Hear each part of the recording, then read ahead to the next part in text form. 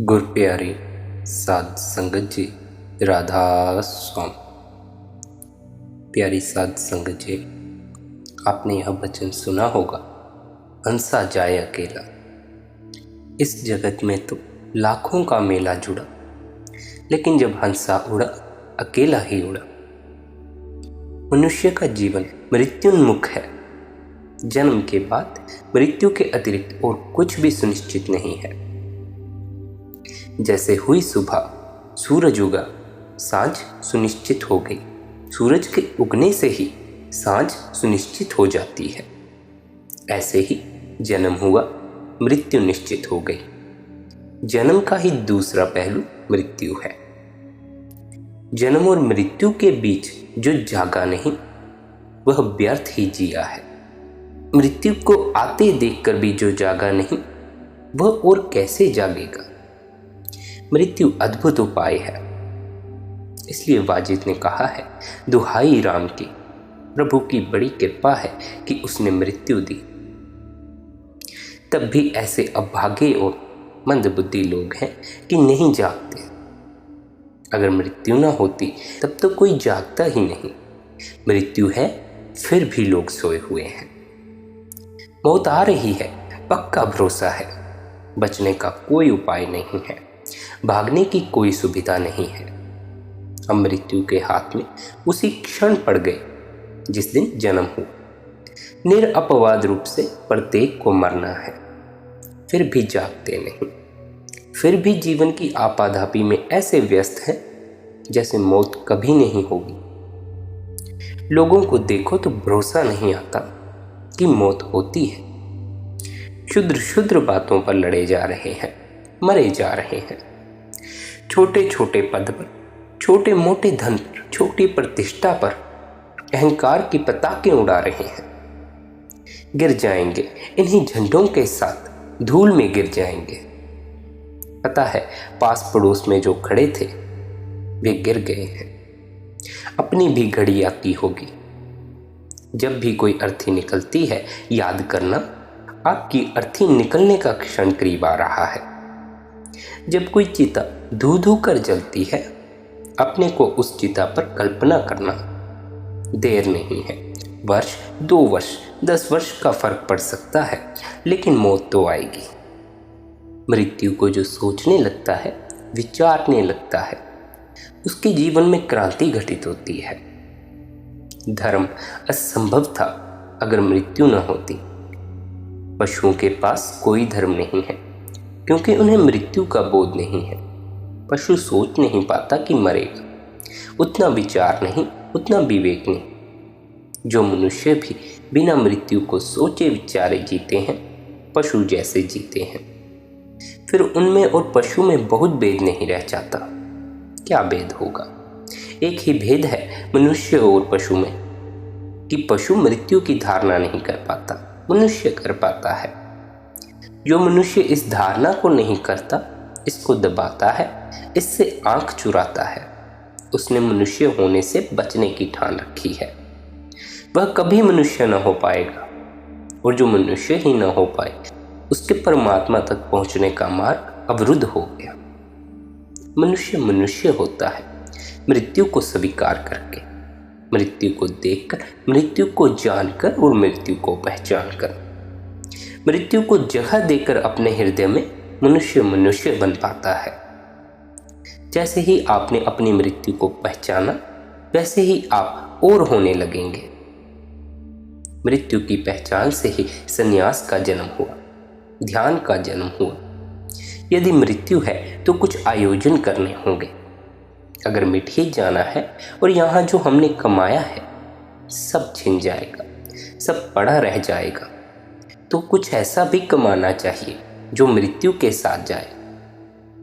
यहाँ के तो संगी संबंधी सब दूर खड़े रह जाएंगे, पहुंचा देंगे मरघट तक, फिर लौट जाएंगे। उन्हें अभी और जीना है। अभी उनके बहुत काम अधूरे पड़े हैं। एक दिन उनके काम ऐसे ही अधूरे पड़े रह जाएंगे जैसे आज किसी और के पड़े रह गए हैं। लेकिन अभी उन्हें बोध नहीं, अभी होश नहीं। लोग मरघट पर भी जाते हैं किसी की चिता जलाने, तो वहाँ भी संसार की ही बातें करते हैं। वहाँ भी बैठकर बाजार की ही बातें करते हैं। वहाँ भी अफवाहें गांव की फैल जाती हैं। उन्हीं अफवाहों में तल्लीन होते रहते हैं। उधर किसी की लाश चल रही है, वे पीठ किए गपशप करते रहते हैं। वे गपशप तरकीबें हैं, वे उस मृत्यु के तथ्य को झुठलाने के उपाय हैं। वे नहीं देखना चाहते कि जो कल तक जिंदा था आज जिंदा नहीं है।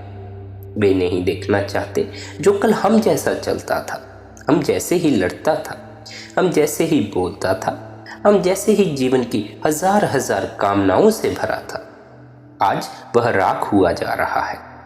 वे घबराते हैं, उनके हाथ पैर कंपे रहते हैं। यह तथ्य वे स्वीकार नहीं कर सकते कि ऐसे ही एक दिन हम भी गिरेंगे और मिट्टी में खो जाएंगे। अगर इस तथ्य को आप स्वीकार कर लो, करना ही पड़े। अगर थोड़ा भी विवेक हो तो करना ही पड़ेगा, थोड़ा भी बोध हो तो करना ही पड़ेगा। इस तथ्य की स्वीकृति के साथ ही आप नए होने लगोगे, क्योंकि फिर आपने जीवन और ही ढंग से जीना है। ऐसे जीना होगा कि मृत्यु आए उसके पहले आपके पास कुछ हो जो मृत्यु छीन ना सके।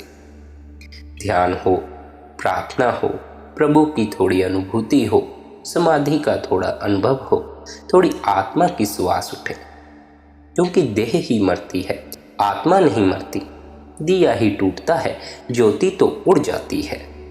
फिर नए दियों की तलाश में पिंजरा ही जलता है, पक्षी तो उड़ जाता है। मगर इस पक्षी की पहचान क्या है? इस हंस की पहचान कहाँ?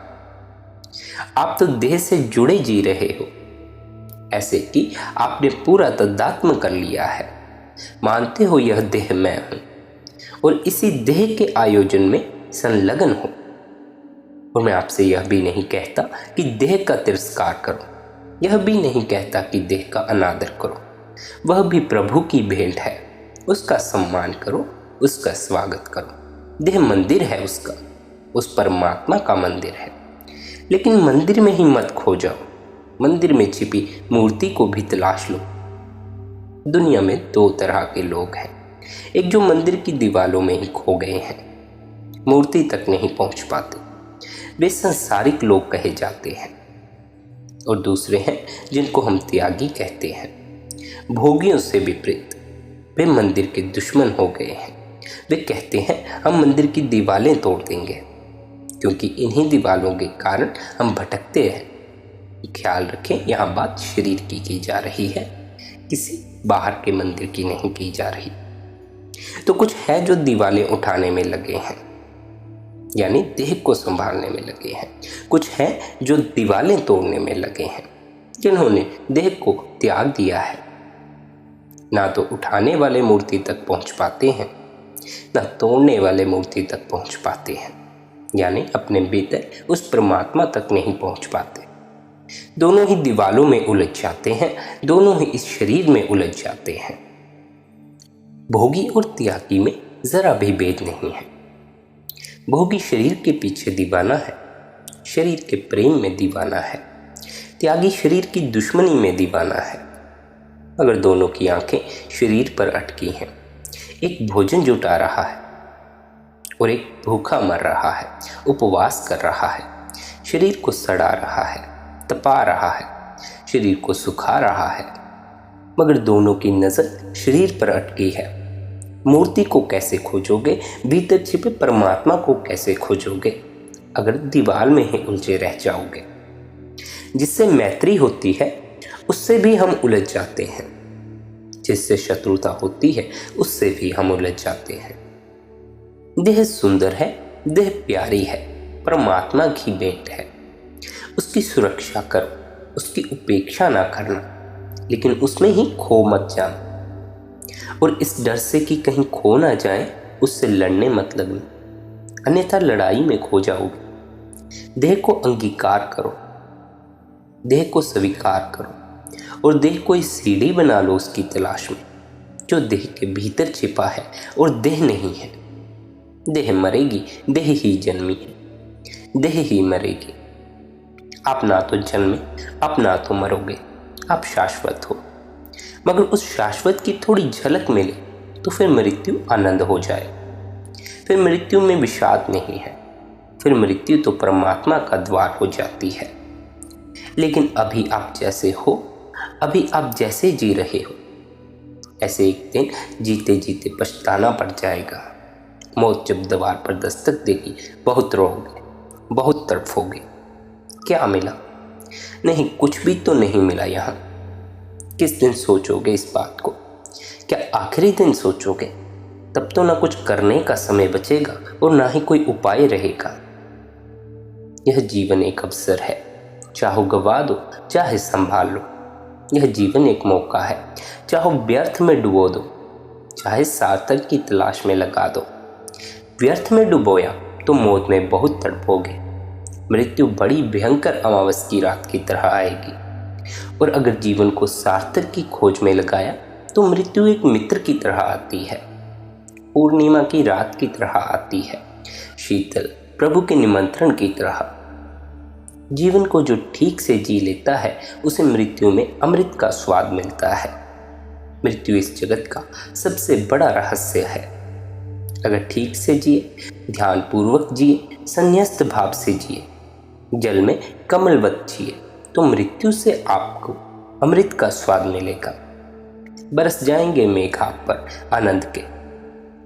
लेकिन अगर गलत जिए, ध्यान शून्य जिए, चंचल मन के साथ जिए, कभी स्थिर न हुए, कभी ध्यान में न रमे, तो फिर मौत आएगी और जो आपने कमाया था सब झपट कर ले जाएगी। तब रोओगे, पर फिर कुछ हो नहीं सकता। तब क्या करोगे पछताकर? फिर पछताए होत क्या जब चिड़िया चुग गई खेत। लेकिन जो पहले जागरूक हो जाता है, समय के पहले जाग जाता है, मौत के आने के पहले संभल जाता है, उसके जीवन में बड़े रहस्यों के द्वार खुलते चले जाते हैं। वह व्यक्ति जो ठीक से जीना जान लेता है, ठीक से मरना भी जान लेता है। मृत्यु अंधेरी है केवल उनके लिए जिन्होंने जीवन की कला न जानी, अन्यथा मृत्यु बड़ी उज्जवल है। अन्यथा मृत्यु है ही नहीं, इसीलिए उज्जवल है। मृत्यु जीवन का अंत है उनके लिए जिन्होंने धन पद में ही सब गवा दिया, और मृत्यु एक नए जीवन का उद्घाटन है उनके लिए जिन्होंने धन और पद के पार भी कुछ खोजा, ध्यान खोजा, प्रभु को खोजा। उनके लिए तो मृत्यु केवल एक ग्रत है, अंधकार खाई खड्ड जिसमें जीवन गिरेगा और विला जाएगा। जो अहंकार में जिए हैं उनके लिए मृत्यु ऐसी है, और उनके लिए जो निरअहंकार भाव से जिए हैं, जिन्होंने अकड़ में अपनी जिंदगी न गंवाई, जो व्यर्थ अकड़े नहीं, उनके लिए मृत्यु जीवन की सबसे ऊंची अनुभूति है, सबसे ऊंचा शिखर है, होना भी चाहिए। जीवन का अंत क्यों हो मृत्यु? जीवन की पूर्णाहुति क्यों ना हो? जीवन की समाप्ति क्यों हो मृत्यु? जीवन के आनंद का अंतिम शिखर क्यों ना हो? जीवन का फूल क्यों ना खिले मृत्यु में? इसलिए दो तरह के लोग हैं, एक जो मरते हैं और एक जो मरते नहीं, बल्कि मृत्यु में भी अमृत का रसपान करते हैं। वही आप बनना, दूसरी तरह के बनना। मंदिरों में बजती हुई पूजन की घंटियां आपके जीवन की थकान को न हर सकेंगी। वे घंटियां आपके प्राणों के प्राण में बजनी चाहिए। मंदिर में होती पूजन आपकी किस काम की? मस्जिदों में होती अजान आपके किस काम की? ये घंटियां आपके भीतर बजनी चाहिए। ये दिए वहां जलने चाहिए जहां आपकी मौजूदगी है। यह आरती आपके भीतर उतरनी चाहिए। मगर लोगों ने बड़ी तरकीबें खोज ली हैं। दुकान भी उनकी बाहर है, मंदिर भी उनका बाहर है, बाहर में ही खोए हैं। दुकान से मंदिर चले जाते हैं तो भी भेद नहीं पड़ता। धन भी उनका बाहर है, भगवान भी उनका बाहर है। धन से भगवान में भी लग जाते हैं तो भी अंतर नहीं पड़ता। भीतर कब जाओगे?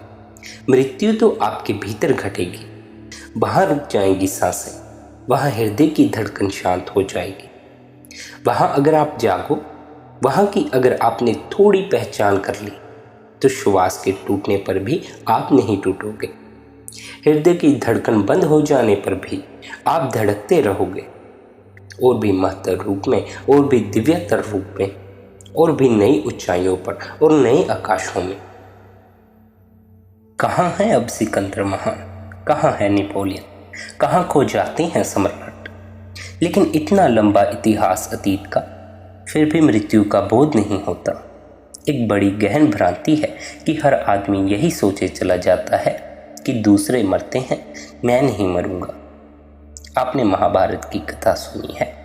पांडव प्यासे हैं, जंगल में भटक गए हैं, और एक झील पर पानी भरने 5 भाइयों में से एक भाई गया है, और जैसे ही झुका है पानी पीने को और पानी भरने को, एक यक्ष वृक्ष पर से आवाज दी, रुक, या तो मेरे 5 प्रश्नों का उत्तर दे, या अगर पानी छुआ तो मौत घट जाएगी। मेरे 5 प्रश्नों का पहले उत्तर चाहिए। अगर ठीक उत्तर दिया तो ठीक, नहीं तो मृत्यु परिणाम होगा। पहला भाई इस तरह गिर गया, उत्तर नहीं दे पाया और पानी पीने की कोशिश की, प्यास ही ऐसी थी। दूसरा भाई और वही, तीसरा भाई और वही, चौथा भाई भी गिर गया, और अंत में युधिष्ठिर आए। चारों भाई कहाँ खो गए? देखा, चारों की लाशें पड़ी हैं झील के तट पर। चारों ने जिद की, उत्तर नहीं दे पाए, फिर भी पानी पीने की जिद की। युधिष्ठिर झुके, यक्ष फिर बोला। उसमें एक प्रश्न आज के काम का है। सारे प्रश्न अर्थपूर्ण थे, मगर एक प्रश्न यह था कि संसार में सबसे बड़ा आश्चर्य क्या है? कि संसार में सबसे बड़ा आश्चर्य क्या है? युधिष्ठिर ने कहा, सबसे बड़ा आश्चर्य यही है कि हम रोज लोगों को मरते देखते हैं, फिर भी यह भरोसा नहीं आता कि मैं मरूंगा। यह ठीक उत्तर था।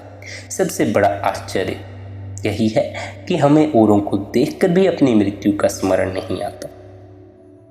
रोज लोगों को मरते देखकर, रोज मृत्यु के प्रमाण देखकर भी यह भरोसा नहीं आता कि मैं मरूंगा। भरोसे की बात तो दूर है, यह प्रश्न ही नहीं उठता कि मैं मरूंगा। मन कहीं चले जाता है, जैसे सदा कोई और मरता है, दूसरा मरता है, मैं नहीं मरता। मौत को कभी कोई नहीं हरा पाया। हाँ, दुनिया में एक काम मौत के साथ हो सकता है। मौत जानी जा सकती है, हरा कोई भी नहीं सकता, और जो जान लेता है वह हैरान हो जाता है। हराने को वहाँ कुछ है ही नहीं, मौत है ही नहीं। इसलिए ना तो मौत को कोई जीत सकता है, न जीतने की कोई संभावना है। जो है ही नहीं, उसे कैसे जीतोगे? मौत तो अंधेरे जैसी है, अंधेरे को कोई जीत सकता है? भला कौन जीत सकता है? लड़ो, मारो, टकराओ, आप ही टूट जाओगे। अंधेरा अपनी जगह ही रहेगा, आपकी अपनी शक्ति क्षीण होगी। हाँ, अंधेरे के साथ तो एक ही काम किया जा सकता है, ज्योति जलाओ, और अंधेरा नहीं पाया जाता। ध्यान की ज्योति के जलते ही मृत्यु नहीं पाई जाती, तलाश कर भी नहीं पाई जाती। और तब आप जानते हो कि जो मरते हैं वे भी मरते नहीं, मगर यह पहले अंतस्थल में उद्घाटन करना होगा। छोटी छोटी चीज़ों पर अकड़ो मत, अकड़ को जाने दो। अकड़ में ही जीवन गंवा रहे हो। मरते मरते तक भी लोग अकड़े हैं। उम्र हो जाती है, थक जाते हैं, फिर भी दौड़े चले जाते हैं। एक प्रसिद्ध कहानी है, एक आदमी के घर एक सन्यासी मेहमान हुआ। रात गपशप होने लगी। उस सन्यासी ने कहा कि आप यहाँ क्या ये छोटी मोटी खेती में लगे हो? फलानी जगह में यात्रा पर था, तो वहाँ ज़मीन इतनी सस्ती है, मुफ्त ही मिलती है। आप यह ज़मीन छोड़ छाड़ कर बेच बाच कर वहाँ चले जाओ, वहाँ हज़ारों एकड़ ज़मीन मिल जाएगी। इतनी सी ज़मीन के बदले में वहाँ करो फसलें, और बड़ी उपयोगी ज़मीन है, और लोग वहाँ के इतने सीधे साधे हैं कि करीब करीब मुफ्त ही ज़मीन दे देते हैं। उस आदमी को वासना जगी। उसने दूसरे दिन ही सब बेच बाच कर उस जगह पर जाने का निर्णय किया।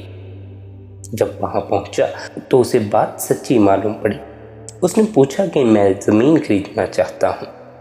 तो उन्होंने कहा, ज़मीन खरीदने का आप जितना पैसा लाए हो रख दो, और ज़मीन का हमारे पास यही उपाय है बेचने का। कि कल सुबह सूरज के उगते आप निकल पड़ना और सांझ सूरज के डूबते तक जितनी ज़मीन आप घेर सको घेर लेना। बस चलते जाना, जितनी ज़मीन आप घेर लो वह आपकी। सांझ सूरज के डूबते डूबते उसी जगह पर लौट आना जहाँ से चले थे। बस यह शर्त है, जितनी ज़मीन आप चल लोगे उतनी ज़मीन आपकी हो जाएगी। रात भर तो सो ना सका वह आदमी, आप भी होते तो ना सो सकते। ऐसे क्षणों में कोई सोता कहाँ है। रात भर योजनाएं बनाता रहा कि कितनी ज़मीन घेर लूं। सुबह ही भागा, गांव इकट्ठा हो गया था। सुबह का सूरज उगा, वह भागा। उसने साथ अपनी रोटी भी ले ली थी, पानी का भी इंतज़ाम कर लिया था। रास्ते में भूख लगे, प्यास लगे तो सोचा था चलते ही चलते खाना भी खा लूँगा, पानी भी पी लूँगा। रुकना नहीं है, चलना क्या है, दौड़ना है। दौड़ना शुरू कर दिया, क्योंकि चलने से तो आधी ही ज़मीन अपने घेरे में कर पाऊँगा, दौड़ने से दूनी हो सकेगी। और तेज़ी से भागने लगा।